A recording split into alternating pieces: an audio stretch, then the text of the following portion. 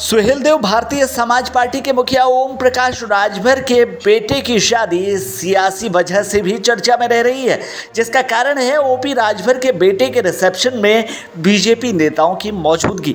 वहीं लोकसभा चुनाव 2024 नज़दीक आ रहा है और ऐसे में नए सियासी समीकरण के संकेत भी सामने आ रहे हैं। आपको बता दें कि राजभर 2024 में लोकसभा चुनाव से पहले नए चुनावी समीकरण बनाना चाहते हैं। हालांकि सपा से अलग होकर उन्होंने अपने पत्ते अब तक नहीं खोले हैं, लेकिन सपा से गठबंधन टूटने के बाद से ही राजभर का नज़रिया बीजेपी के लिए बेहद नरम हुआ था।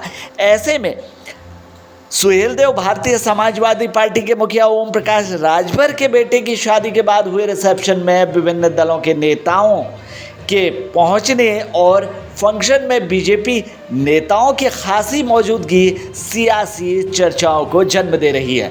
आपको बता दें कि भाजपा प्रदेश अध्यक्ष भूपेंद्र चौधरी, उप मुख्यमंत्री केशव प्रसाद मौर्य, कैबिनेट मंत्री स्वतंत्र देव सिंह और सूर्य प्रताप शाही, आरएलडी के राष्ट्रीय अध्यक्ष जयंत चौधरी नवविवाहित जोड़े को आशीर्वाद देने के लिए जहां पहुंचे थे, तो वहीं पीएम मोदी और सीएम योगी आदित्यनाथ ने अपने बधाई संदेश भी भेजे हैं, जिन्हें लेकर भी काफ़ी चर्चा हो रही है।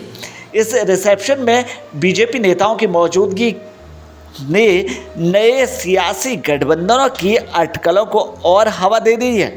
अब बताया जा रहा है कि समारोह के दौरान बीजेपी नेताओं ने राजभर से लंबी चर्चा भी की। आपको बता दें कि ओम प्रकाश राजभर 2024 के लोकसभा चुनाव से ठीक पहले नए समीकरण बनाना चाहते हैं।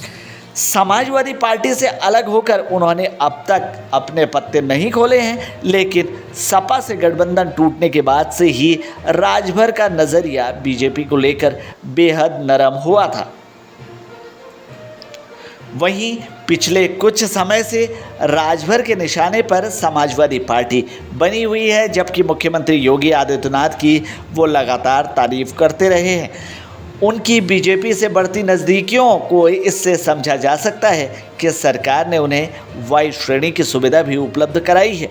दूसरी तरफ लोकसभा चुनाव से पहले भाजपा का फोकस विशेष रूप से पूर्वांचल पर है, जिसके चलते इन संभावनाओं को बल मिलता है कि सुहेलदेव भारतीय समाज पार्टी और भारतीय जनता पार्टी में गठबंधन हो सकता है।